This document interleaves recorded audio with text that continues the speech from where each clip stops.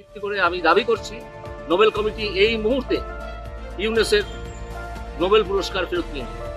ওনাকে কে এই নোবেল শান্তি পুরস্কারটা দিয়েছে ভাই? আমি তো তাকে খুঁজছি, কে দিয়েছে ওকে এই নোবেল শান্তি পুরস্কারটা? নাকি এই শান্তি নোবেল পুরস্কারটা কিনতে পাওয়া যায়? ভারতের বীর সেনারা ছুটে পালিয়ে যাবে, এই মোল্লা ইউনূসের দল লড়াই করবেন তো?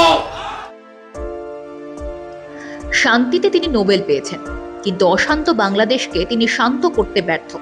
উল্টে তার আমলে বাংলাদেশ যেন আগের তুলনায় বেশি অশান্ত।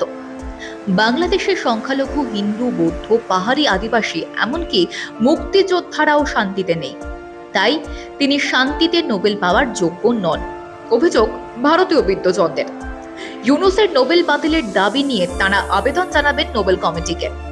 কলকাতা প্রেস ক্লাবে আয়োজিত সাংবাদিক সম্মেলনে সিটিজেন ফোরাম ফর হিউম্যান রাইটসের তরফে জানানো হয়, বিদ্বজনেরা নোবেল কমিটির কাছে এই মর্মে যারা সমর্থন দেবেন তাদের স্বাক্ষর সম্বলিত একটি আবেদন জমা দেবেন। এই মর্মে খুব শীঘ্রই শুরু হবে স্বাক্ষর সংগ্রহ অভিযান। সেটা হলো যে এই লোকটা ইউনূস মিয়া এইরকম একটা এক্সল্টেড, এরকম একটা বিখ্যাত সম্মানযোগ্য পুরস্কারের অধিকারী নয়, তার যোগ্য নয়। এ একেবারেই অযোগ্য, তাও শান্তির জন্য। ওকে তাকে ধরে ওই ক্লিন্টন ফাউন্ডেশন ধরে পেয়েছে, এরকম অনেক আছে। বারাক ওবামা পেয়েছে। বারাক ওবামা শান্তির জন্য কি করেছে আজ আমি তো ভেবে পাইনি বারাক ওবামা শান্তির জন্য। প্রসঙ্গত, বাংলাদেশে সংখ্যালঘু নির্যাতন থামার নাম নিচ্ছে না।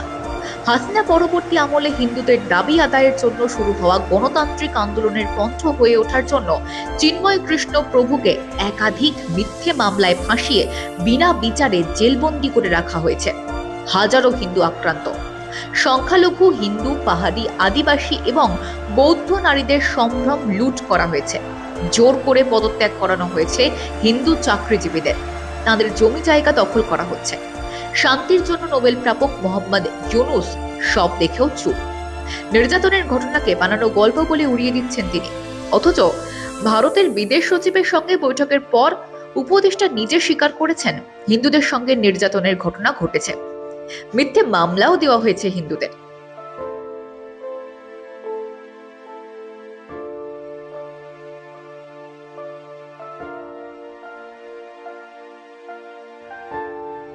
এখন আবার মুক্তিযোদ্ধারা আক্রান্ত হচ্ছেন। পাকিস্তানের সঙ্গে বাড়ছে সখ্যতা। অভিযোগ, বাংলাদেশকে ফের পাকিস্তানের উপনিবেশ বানাতে চাইছে মোহাম্মদ ইউনূস। পাকিস্তানের একের পর এক জাহাজ এসে ঠেকছে চট্টগ্রাম বন্দরে।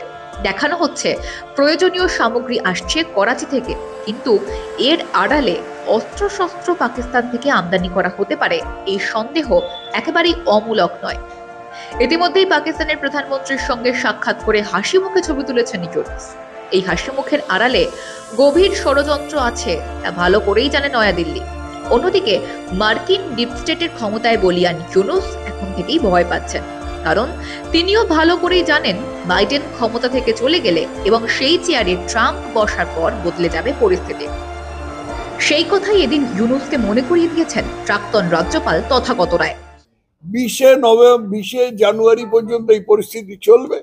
20 জানুয়ারির পরে কি হবে সেটা বলবার সময় এখনো আসেনি, তখন আমরা দেখব।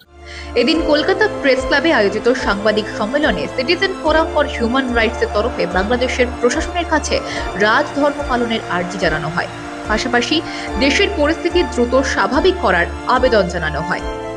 ব্যুরো রিপোর্ট, মাধ্যম।